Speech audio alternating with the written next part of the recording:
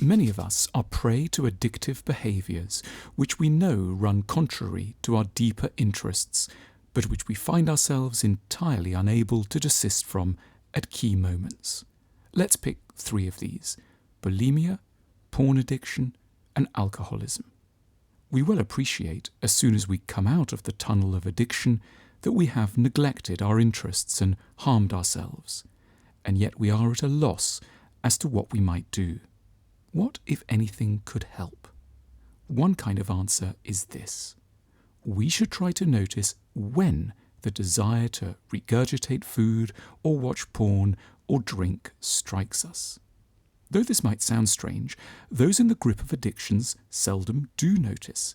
They don't pay much attention to what has immediately happened before their desires strike. It doesn't occur to them that anything has. And yet, if they did look into themselves and studied the answers very carefully, they would have an important weapon with which to escape the downward spiral. And that's because, to make another generalization, before there is ever an addictive behavior, there is always a moment of feeling bad, very, very bad, about something. The triggers can be varied. A partner may not be as warm as they should be, or someone at work seems disapproving and mean, or one's been left out, perhaps not for the first time, of a social occasion. In other words, the triggers for addictive, self-harming behaviours are rooted in such emotions as loneliness, shame, a sense of unacceptability, a feeling of rejection, or a belief one is not good enough. The addictive pattern is only a response, a part B to a part A that we are not used to exploring. Addiction has nothing to do with loving what one's addicted to. It's to do with finding relief from a prior pain which has not been understood or addressed. For a time, the addictive behaviour offers a kind of soothing and escape from an intolerable discomfort. Vomiting after a meal brings a sense of lightness. Porn leads one into a series of physical highs. A state of drunkenness stills critical voices.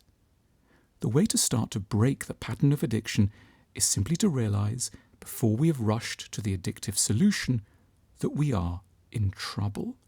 That we have, for whatever reason, grown very sad and hopeless about ourselves, and therefore that we are in a danger zone and need help now rather than in a few hours.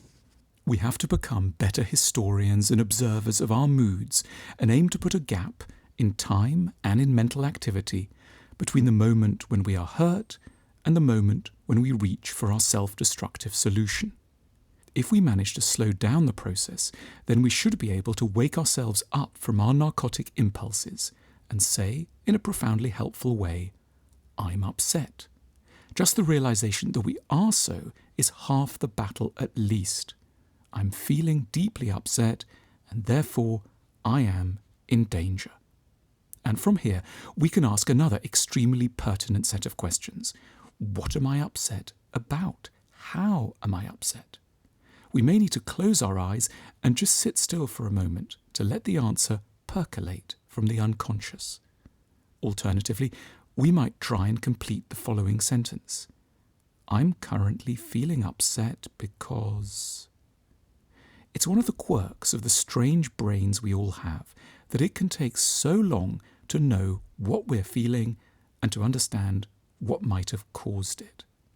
When we do start to notice our upset, then we can begin the business of self-soothing in more fruitful ways. One side can run an arm around the other and say in effect, "Poor you, how awful to be feeling awful again." Almost certainly, in early life, no one had much sympathy or the remotest bit of interest in our feelings of loss, self-hatred and abandonment. That's why we find it so hard to get interested in them ourselves. But we can patch up the damage. We can ask, how am I feeling about myself? And what's happened to give me that feeling? We can replace addiction with self-compassion and understanding. No one falls prey to addictions by coincidence. The behaviours always have roots in an intense, normally childhood-derived sense of being a terrible, unworthy person. In summary, the route to stopping addictive behaviour is to ask oneself how one is feeling, realize one is probably feeling very bad, grow curious about and sympathetic to the causes, and then ask, what would be a better, kinder way of handling this sense of awfulness?